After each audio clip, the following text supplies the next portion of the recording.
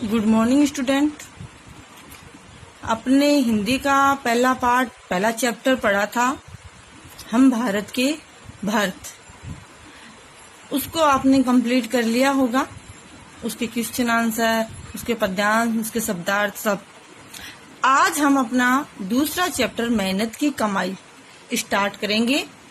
जो एक गद्यांश है उसको पढ़ेंगे। बहुत अच्छा गद्यांश है, आप देखो, उससे आपको बहुत अच्छी शिक्षा भी मिलेगी। देखिए, पहला जो आपका गद्यांश है वो छोटा सा है, लाइनें दी हुई है, इसके अकॉर्डिंग अपन पढ़ेंगे। एक अमीर बाप ने अपने आलसी बेटे को बुलाकर कहा, जा कुछ कमा ला। अब देखो, मेहनत की कमाई, पाठ का नाम क्या है? मेहनत की कमाई। कि अपन को क्या करना है? मेहनत से कोई भी कार्य करना है और उस कार्य के बदले अपन को जो पैसा मिलता है वही पैसा अपने लिए सबसे अच्छा है। तो अब देखो, एक बाप है और एक बाप का एक बेटा है। वो क्या है? बहुत ही आलसी है। लेकिन उस बाप को ऐसा लगता है कि इस बच्चे को कैसे न कैसे करके इसको अपन मेहनत की कमाई करने के लिए अग्रसित करें, और इसे जो आलस है वो इसका मैं कैसे न कैसे दूर करूं, इसको इतना अच्छी एक शिक्षा दूं जिससे इसका आलस दूर हो और वो खुद अपने आप कमाने लग जाए। ठीक है। तो एक अमीर बाप है, उसका एक आलसी बेटा है। तो बाप है वो बेटे से बोलता है कि जा बेटा कुछ कमा ला। कि कहता है, जा बेटा कुछ भी कमा कर लिया। फिर देखो, लड़का क्या है? लापरवाह है, निर्लज है ना। काम करने की उसकी आदत बिल्कुल भी नहीं है। मैं अपनी भाषा में पढ़ा रही हूँ, जो इसमें लिखा हुआ है वो आप पढ़ लेना। जो पढ़ा रही हूँ मैं, आप वो उस पे गौर करना, आपको अपने आप क्वेश्चन आंसर अच्छे से आ जाएंगे। मतलब बाप है वो अपने आलसी बेटे को कह रहा है कि तू कुछ भी जाकर कमा ला। तो लेकिन बेटा क्या है? लापरवाह है, निर्जल है ना, और काम करने की उसकी बिल्कुल भी आदत नहीं है। वो क्या करता है? अपनी माँ के पास जाता है, माँ के पास जाकर के रोता है, उनके सामने मिन्नतें यानी हाथ जोड़ता है और कहता है कुछ भी हो, अपनी माँ से कुछ भी हो, मुझे कुछ न कुछ दे दे, ऐसे कहकर उसे राजी कर लेता है। और माँ क्या करती है? बेटे का दुख देख नहीं सकती है। कोई भी माँ हो अपने बेटी का कभी भी दुख नहीं देख सकती। तो उसे उस पे दया आ जाती है और वो क्या करती है? उसे अपने बक्सा है, अटैची जो भी है, उसमें से 1 रुपया निकाल के उसको दे देती है ना। तो अभी मैंने अपने शब्दों में पढ़ाया। अब देखो, अमीर बाप ने अपने आलसी बेटे को बुलाकर कहा, जा कुछ कमा ला। लड़का क्या? लापरवाह और निर्जल था, काम करने की उसकी आदत न थी। सीधे माँ के पास गया और रो धोकर मिन्नत देकर उसे कुछ देने को राजी कर लिया। माँ से बेटे का दुख देखा नहीं गया, उसने उसे 1 रुपया बक्से से निकाल कर दे दिया। अब देखो, जो अपने इतना ऊपर वाला पढ़ा था, इसके थोड़े शब्दार्थ हैं। पहला है आपका अमीर। अमीर का यानी धनी, बहुत पैसे वाला। लापरवाह यानी बेफिक्र, किसी बात की परवाह नहीं करना। लापरवाह यानी किसी बात की परवाह नहीं करना। कोई कुछ भी बोल रहा है, कह रहा है, कोई मतलब नहीं है उसको। ठीक है ना, वो एकदम बेफिक्र है कि ठीक है, कोई कह रहा है, कोई बात नहीं, कहने दो, अपने क्या है। ठीक है। फिर है निर्लज यानी बेशरम, मतलब किसी प्रकार की शर्म नहीं आना। कोई कितना कुछ भी कह रहा है, उसके कोई भी किसी बात का अर्थ मतलब असर भी नहीं हो रहा। मिन्नतें यानी प्रार्थना करना, विनती करना, है ना। और आदत यानी स्वभाव, है ना। आदत यानी स्वभाव पड़ जाता है हर व्यक्ति का कि अपन को ऐसे ही करना है, तो वो वैसे ही करता है। दुख यानी कष्ट, दुख का मतलब कष्ट में आ जाना। दुखी होने मतलब है कष्ट आ जाना, उसे बहुत मतलब सामने उसकी विपदा आ गई है ना। अब देखो, जो ऊपर वाला गद्यांश पढ़ा है, इसके क्वेश्चन आंसर थोड़ा देखते हैं। उपयुक्त गद्यांश का उपयुक्त शीर्षक दीजिए। अब जो आपने ऊपर पढ़ा था, इसमें मेन चीज क्या है कि बेटा है वो क्या है? आलसी है। तो आलसी लड़का, मेन गद्यांश का अर्थ क्या है? आलसी लड़का। अब लड़के का स्वभाव कैसा था? लड़के का स्वभाव था लापरवाह और निर्लज। ठीक है। लड़का क्या था? आलसी था, आलसी स्वभाव का था, और वह लापरवाह भी था और निर्लज भी था। अब आप क्या लिखोगे उसमें? लड़का आलसी स्वभाव का था, वो लापरवाह और निर्लज्ज भी था। अब देखो लड़के ने माँ को कैसे और किस बात पर राजी किया। लड़के ने रोकर, सबको पता आपको, लड़के ने रो करके मिन्नतें करके माँ को 1 रुपए देने को राजी किया, है ना। अब देखो परिश्रमी शब्द है, उसका विलोम शब्द है, उल्टा क्या होगा? परिश्रम का मतलब मेहनत करना, है ना। और आलसी, आलसी यानी आलसी होगा, वो मेहनत कब कैसे करेगा? नहीं कर पाएगा, है ना, वो बात। अब इतना आपको ये क्वेश्चन और ये शब्दार्थ नोटबुक में करने हैं। अब आगे देखो गद्यांश नंबर 2। रात को बाप ने पूछा, बेटा तूने क्या कमाया? लड़के ने झट से रुपया निकाल कर दिखा दिया। अनुभवी पिता समझ गया, उसने कहा जा इसे कुएं में फेंका। लड़के ने झटपट जाकर रुपया कुएं में डाल दिया। अगले दिन पिता ने फिर कहा, जा कुछ कमा ला, नहीं तो आज भोजन नहीं मिलेगा। लड़का अपनी बहन के पास जाकर रोने लगा। बहन ने तरस खाकर 1 रुपया अपने पास से दे दिया। बाप ने रात्रि में लड़के से पूछा, आज तू क्या कमा कर लाया? लड़के ने जेब में से निकालकर 1 रुपया बाप के सामने रख दिया। बाप बोला, जा इसे कुएं में फेंका। लड़के ने वैसा ही किया। अब इस गद्यांश का अर्थ समझिए आप मेरी भाषा में, कि लड़का था, वो रो धो के अपनी माँ से पैसे लेके आ गया था। फिर उससे पिता को पता चल गया, फिर पिता मतलब माँ से पैसे लेके आ गया। और फिर रात को जब पिता आया तो उसने पूछा कि आज तू क्या कमा कर लाया? तो बेटे ने क्या किया, जो माँ का दिया हुआ 1 रुपया था वो झट से उनको निकाल कर दे दिया। पिता की उम्र इतनी थी कि वो इतने समझदार और पहचानने वाले थे कि उसने झट समझ लिया कि ये पैसा खुद कमा कर नहीं लाया। तो उसने कहा, जा इसको, इस जो रुपया है तेरे पास 1 रुपया, इसको तू कुएं में फेंका। तो बालक क्या था, उसने माँ से लिया था, उसको पता नहीं मेहनत करके कैसे पैसे कमाए जाते हैं, तो वो झट से जाकर उसको कुएं में डाल आया। अगले दिन फिर पिताजी ने कहा कि आज कुछ तू कमा कर नहीं लाया ना, तो मैं तेरे को आज भोजन नहीं दूंगा। अब माँ के पास तो जा नहीं सकता था। अब उसने क्या किया, अपनी बहन के पास गया और बहन से जाकर बोला और रोने लगा। तो बहन को भी उस पे तरस आ गया और उसने अपने पास से 1 रुपया दे दिया। जैसे बाप पिताजी रात्रि को आए और लड़के से पूछा कि आज फिर तू क्या कमा के लाया? तो लड़के ने जेब में से 1 रुपया निकालकर वापस उनके सामने रख दिया। बाप बोला, जा इसे भी कुएं में फेंका, क्योंकि उन्हें पता चल गया था कि आज भी ये अपने मेहनत की कमाई नहीं, आज भी ये खुद कमा करना लाया, ये भी किसी से लेकर ही आया। तो लड़के ने तुरंत उसको वैसा ही किया जैसा पिता ने बोला था। अब इस गद्यांश में देखो, झट यानी तुरंत, किसी काम को 1 मिनट में फटाक से करना। तरस यानी दया आना। रात्रि यानी रात, है ना। अब देखो आगे गद्यांश में क्या है। अब सेकंड गद्यांश का क्वेश्चन आंसर देखो। बेटा तूने क्या कमाया? पिता ने पूछने पर लड़के ने क्या किया? तुरंत क्या किया था? रुपया निकाल कर दे दिया था पिता को, है ना।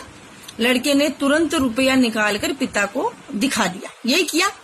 लड़का किसके पास जाकर रोया? लड़का अपनी बहन के पास जाकर। देखो पहले गद्यांश का क्वेश्चन नहीं है ये दूसरे गद्यांश का क्वेश्चन है। तो अपने दूसरे गद्यांश में क्या पढ़ा है कि लड़का अपनी बहन के पास जाकर रोया, उसको तरस आई और उसने उसको 1 रुपया निकाल कर दिया। तो लड़का किसके पास जाकर रोया? तो अपनी बहन के पास जाकर रोया।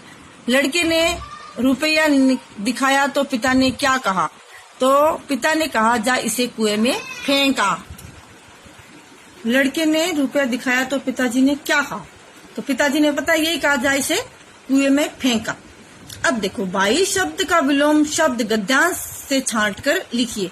अब गद्यांश में बाई शब्द का विलोम शब्द तो क्या होगा? बहन ही होगा, है ना, बहन का होगा। ये हुआ गद्यांश 2। अब गद्यांश 3 देखिए। अनुभवी पिता ने पत्नी और बेटी को बाहर भेज दिया। पिता ने बेटे से प्रातः उठने पर कहा, जा कुछ कमा कर ला, नहीं तो रात को भोजन नहीं मिलेगा। बेटा दिन भर सुस्त बैठा रहा, उसकी आंखों से आंसू बहते रहे, कोई उसकी सुध लेने वाला न था। विवश होकर संध्या के समय वह उठा और बाजार में मजदूरी खोजने लगा। एक सेठ ने कहा, मेरा ये संदूक उठाकर घर पहुंचा दे, मैं तुझे 4 आने दूंगा। 4 आने दूंगा ऐसा बोला उस सेठ ने। ठीक है, अब देखो समझो इसको कि पिता ने क्या कहा। पिता को पता तो चल ही गया कि पहले दिन ये अपनी माँ से पैसे लिए, दूसरे दिन अपनी बहन से लिया। अब कुछ न कुछ तो करना पड़ेगा जिससे ये इस आदत को छोड़े। उसने क्या किया, माँ और जो बेटी उसकी पत्नी थी और उसकी बेटी थी, उसको क्या क्या बाहर भेज दिया घर से। अब पिता प्रातःकाल उठते ही उसको अपने बेटे को कहता है कि जा आज कुछ कमा कर ला, नहीं तो रात को तेरे को भोजन नहीं मिलेगा। अब बेटा क्या करे, चुपचाप बैठा रहा। उसको बहुत ही मतलब ऐसे सुस्ती सी आ गई, उसकी आंखों में आंसू बहने लगे। अब उसके पास कोई भी मतलब कोई भी चीज नहीं बची कि अब वो क्या करे, कहाँ से पैसे लाए। कुछ न कुछ करना पड़ेगा और कोई सुध लेने वाला भी घर पे नहीं था। अब वो बहुत ही विवश हो गया, बहुत मतलब मजबूर हो गया और संध्या के समय वह उठा और बाजार में मजदूरी खोजने के लिए गया। फिर एक सेठ था, वो कहीं से आया था और उसका एक संदूक यानी बक्सा था, उसको उठाकर पहुंचाना था उसके घर। तो उसने सेठ ने क्या कहा, उस बालक से कहा, उस लड़के से कहा कि तू ये मेरा संदूक उठा ले, मेरे घर पे पहुंचा दे, मैं तुझे 4 आने दूंगा, यानी 25 पैसे, यानी 54, 25 पैसे यानी कि रुपए का चौथा भाग, 4 आने उसको बोलते हैं। ठीक है, अब देखो गद्यांश 3 के शब्दार्थ। प्रातः यानी सुबह, सबको पता है। सुस्त यानी उदास होना, है ना। शुद्ध यानी याद, है ना, याद आती है कि अब क्या करे, मम्मा माँ नहीं है, बहन भी नहीं है, अब मैं क्या करूंगा, क्या नहीं, उदास हो गया, है ना। फिर उसके बाद विवश यानी मजबूर। संध्या यानी शाम, 4 आने ने 25 पैसे।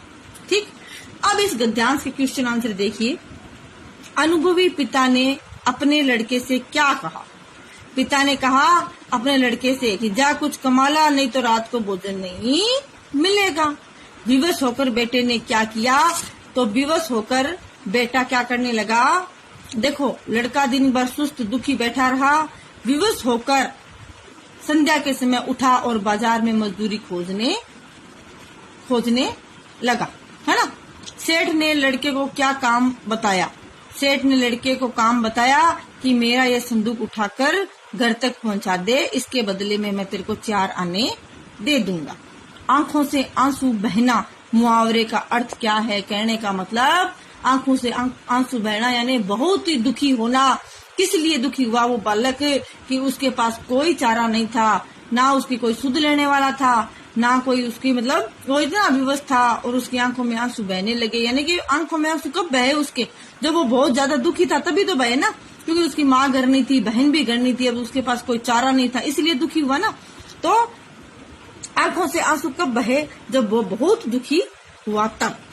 अब गद्यांश नंबर 4। अमीर बाप के बेटे ने संदूक उठाकर सेठ के घर पहुंचाया। वह थक कर चूर हो गया, उसके पांव कांप रहे थे और गर्दन तथा पीठ में भयंकर दर्द हो रहा था। रात को बाप ने पूछा, बेटा आज तूने क्या कुछ कमाया। लड़के ने चवन्नी निकाल कर दिखाई। बाप बोला, जा इसे कुएं में डाल आ। लड़के को क्रोध आ गया, वह बोला, यह मेरी मेहनत की कमाई है, मेरी गर्दन कमर और पैर दुखने लगे हैं, आप कहते हैं इसे कुएं में डाला। अनुभवी पिता सब कुछ समझ गया। अगले दिन उसने अपना सारा व्यापार लड़के के हवाले कर दिया। अब देखो ये कार्य होता है ना। देखो कभी भी बच्चे को आलस नहीं करना चाहिए, हमेशा शरीर में फुर्ती रखनी चाहिए ना। अब देखो अमीर बाप क्या था, बेटा था, और वो 1 रुपए के लिए एक सेठ का संदूक कितने पैसे में, 54 में भी उठाकर उसके घर तक पहुंचाया। पहुंचाते वो क्या हो गया, बच्चा थक गया, क्योंकि उसने कभी कोई भी काम नहीं किया तो थकेगा, है ना। उसके पांव भी कांपने लगे, गर्दन में दर्द हो गई, पीठ भी भयंकर दुखने लग गई, है ना। और फिर वो घर पहुंचा तो बाप आया रात को आते बाप ने पूछा, आज तूने क्या कमाया। तो लड़के ने चवन्नी निकाल कर दिखाई। तो बाप ने तो फिर वैसे ही बोला कि जा इसे कुएं में डाला। लेकिन लड़के को बहुत क्रोध आ गया। क्रोध आने पर वह लड़का है अपने पिता से बोला कि ये तो मेरी मेहनत की कमाई है, मेरी तो इसके कारण गर्दन, कमर, पैर सब दुखने लगे, आप कहते हैं इसे कुएं में ना खा। तो उसके पिता थे, वो बहुत ही समझदार थे, तो उसको समझ में आ गई कि ये अब बहुत समझदार हो गया है और इसको मेहनत का भी पता चल गया है कि मेहनत से कमाया हुआ रुपया कितना कठिन होता है। तो उसने अपना सारा व्यापार अपने लड़के के नाम कर दिया। अब देखो गद्यांश नंबर 4 के शब्दार्थ। अमीर यानी धनवान, संदूक यानी बक्सा, भयंकर यानी बहुत जोर से, चवन्नी यानी 25 पैसे, क्रोध यानी गुस्सा, हवाले यानी जिम्मी, है ना। अब गद्यांश 4 का क्वेश्चन देखो। सेठ का संदूक पहुंचाने के बाद घर पहुंचे लड़के की क्या दशा थी? वह थक कर चूर हो गया था ना, उसके पांव कांप रहे थे, गर्दन और पीठ भी बहुत दुख या दर्द हो रहा था। अब देखो लड़का भयंकर थक कर चूर हो गया, पता है आपको, उसके पांव कांप रहे थे, गर्दन और पीठ में भी बहुत दर्द हो रहा था। अब देखो पिता की किस बात को सुनकर लड़के को क्रोध आ गया? पिता ने क्या कहा, जा इस जो कुछ वो कमा कर लाया था उसे भी कुएं में डाला, इस बात को सुनकर उसको क्रोध आ गया ना। पिता ने कहा कि जा कुछ कमा कर लाया है उसे भी कुएं में डाल दे। तो इस प्रकार कहने पर लड़के को क्या हुआ, बहुत क्रोध आया, है ना। उपयुक्त गद्यांश का उपयुक्त शीर्षक लिखिए। तो इसका अपने जो पढ़ा उसमें क्या है, मेहनत की कमाई। व्यापार शब्द का समानार्थ शब्द लिखिए, है ना। तो व्यापार का समान व्यापार जैसा ही एक शब्द लिखना है। व्यापार करने का मतलब व्यवसाय, है ना। किसी भी व्यापार को करने का मतलब है व्यवसाय करना। अब देखो बच्चों, अपन ने आज अपना दूसरा चैप्टर पढ़ा। दूसरे चैप्टर में गद्यांश 4 दिए हुए थे, उनको कंप्लीट पढ़े, उनके शब्दार्थ पढ़े और उनके भी क्वेश्चन आंसर पढ़े। जो आपको अपनी नोटबुक में कंप्लीट जैसे मैंने पढ़ाया है वैसा का वैसा करना है। हर एक गद्यांश है, उनके सारे क्वेश्चन आंसर लिखने हैं। ऐसे नहीं कि पहले का मतलब लिख लिया, फिर दूसरे का पहले का लिखा, फिर उसके क्वेश्चन आंसर किए, फिर दूसरे का, ऐसा नहीं करना। पहले गद्यांश, दूसरे गद्यांश और तीसरे गद्यांश और चौथे गद्यांश, इनके सबके शब्दार्थ लिखने हैं। फिर उसके बाद में क्वेश्चन आंसर पहले गद्यांश के, फिर नंबर लगाना है आपको। पहले गद्यांश का पहला, दूसरा, तीसरा, चौथा, फिर 5वां, फिर 6वां, फिर 7वां, 8वां, ऐसे करके आपके क्वेश्चन बन जाते हैं। 4 और 4 8, 4 12 और 4 16 क्वेश्चन आंसर आपको गद्यांश